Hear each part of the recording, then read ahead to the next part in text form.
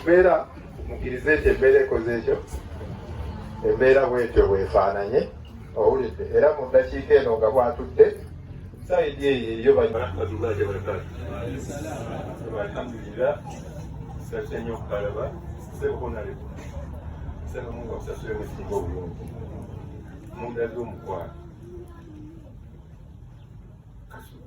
akala saba mungu akusasule musinga obulungi abejja bonna mundaze omukwano abajja ebiri bonna bani mwe balikundaga bukwano assalamu alaikum warahmatullahi wabarakatuh tunakiriza embeera eyo kubanga bwe batyo baali bafuuse mwana taata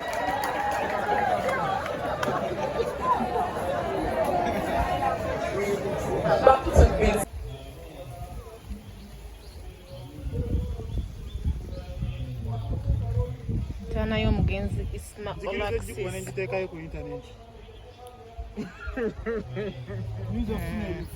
Okikola ku lulwo Kyogezi kolaba.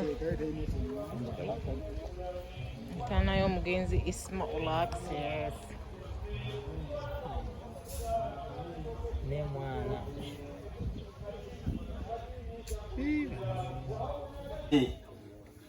okulaga nti abantu omukwano kigambo kikulu.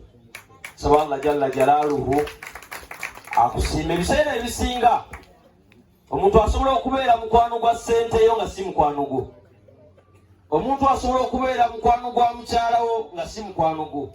Omuntu asobola okubeera mukwano gw'emmotoka yo ng'ekikugatta naye mukyalawo gw'olaba omusajja kunywa kacaayi nga tava waka nga omusajja anjagala nnyo naye ng'alina gwazze okulaba. So njagala kwebaza mukama wange, saba Allah akusiime awo akuwa omukwano ogufaanana ogwo. Mbadde ku social media leero nejjongo wedda ndaba abantu nti everyone deserves ensereko naye ne batamanya nti n'ensereko deserves someone like Kato oba musajja wange Allah amusaasire. Buli muntu mu nsi walizimbye enkolagana yo n'abantu nga nawe bw'olaba ofaanana eri abalala. Oyagala abantu babeera emikwano gyo naye goli mukwano gwabo. Saba Allah abawe emikwano emituufu ng'omusajja ono. Allahumma amin. Bakadde bange basheekhi abakulu yanzija ku lujja namponya obwannamwandu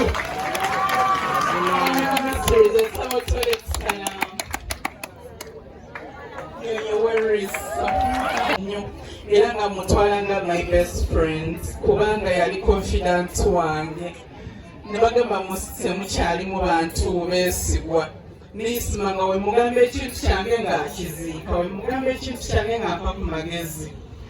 Njagala nnyo Isma era nsaba Allah amuwe jjana tusinkane mu jjana insha Allah kubanga singa oba oliawo teyali Isma oluvannyuma lwa Allah nandibadde siri kyendi kubanga omugenzi Allah we yamujjulula nafuna a lot of challenges. Nali so protected nga Sheikh akyaliwo simanyi nsi weefaanana ebweru nga ninga kabebi akali awo naye nafuna obusaagwa bwe sirowoozanga nako nti bulijja mu bulamu bwange. Isma yandaga nti oli mukyala amagezi nnyo, oli mukyala wa ttendo, oli mukyala olina okuba omugumu obeere ng'oyimira okulaba abakyala banne okuba Allah already yali amaze okuzuusa ku bakyala bangi.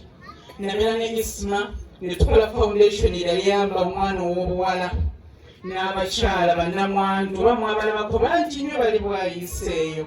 Ne tuba nga twasomesa abaana abawala, twababuulirira, twabakwata ku mukono mu period ya COVID kubanga abakyala baatabuka nnyo, abawala bataabo bazaala nnyo ne tubabeererawo.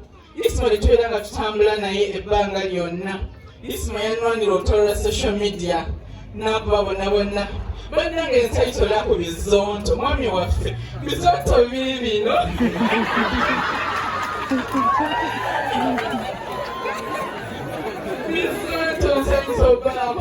ne munvuma nebamukunyiga ate nenseka niwala bizonto bino mwami nsanyisa okubalabako.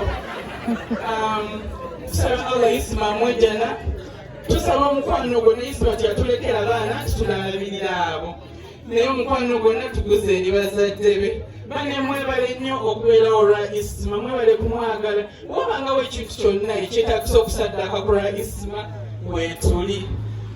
mbadde nsaba nkomaawo twongere okwagala Isma twongere musabira mu dduwa zaffe eza bulijjo mwebale kubaawo ku dduwa ey'olwaleero. Assalamu alaikum warahmatullahi wabarakatuh. Wa alaikum salam wa rahmatullah.